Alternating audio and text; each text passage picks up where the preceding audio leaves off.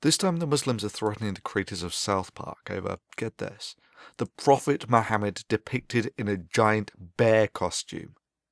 Sure, South Park depicted Muhammad back in 2001 without incident.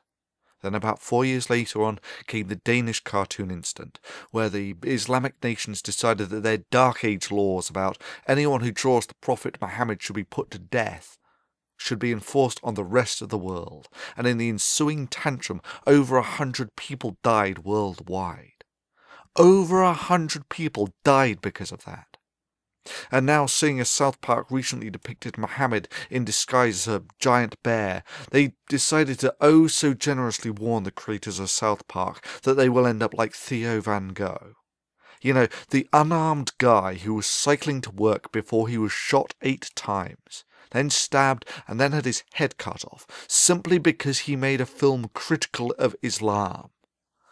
Bravo on a prime example of why your religion has no place in the first world. You see, all that barbaric stuff in the Quran about cutting off arms, legs, tongues, heads and so on, Sharia law you call it. You know, all that stuff that you actually enforce in the Middle East about stonings and whatnot. There's similar stuff in the Bible, you know, utterly destroy those who don't buy into the religion and stone disobedient children and whatever.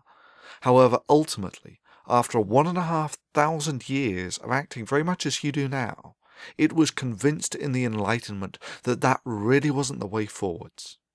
Mankind moved forward out of the age of religion and into the broad sunlit uplands of the age of reason and the first world, and it's never looked back since.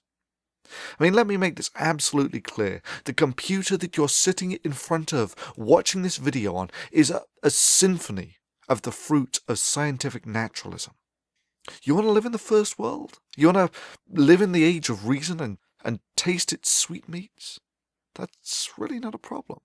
But like every other religion, you can check your Iron Age baggage at the door, or else go back to the Dark Ages and live in that time warp called the Middle East, where the only glimmers of lights that permeate that dark, dingy human backwater is what spills over from your enlightened neighbours who have not shackled their minds to ignorance.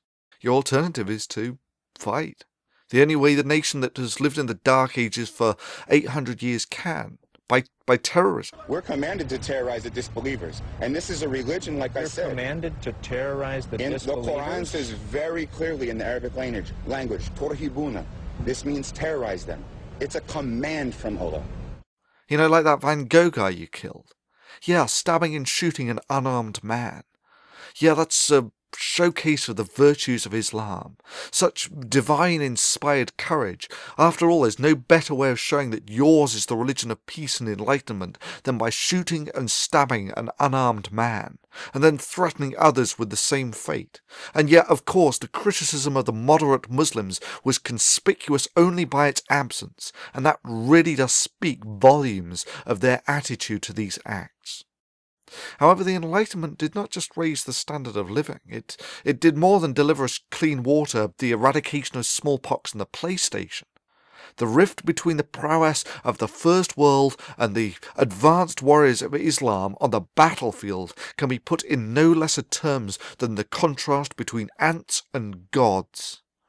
Those of us who have lived in the age of reason understand that with great power comes great responsibility, and that the power of the age of reason must never be allowed to fall into the hands of those from the age of religion. For there is no doubt in my mind that if such power were delivered into the primitive hands of a theocracy, that genocide of the infidel and doing Allah's work would be synonymous terms.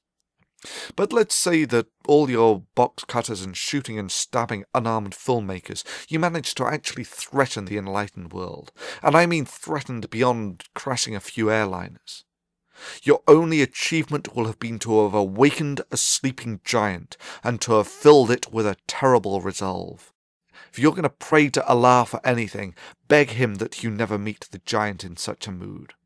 For your continued existence is entirely at the discretion and goodwill of the giant, and that it is all that stands between you being granted continued existence and you receiving yourself the self-same judgment that you would so zealously impose on the rest of the world if only you had the power.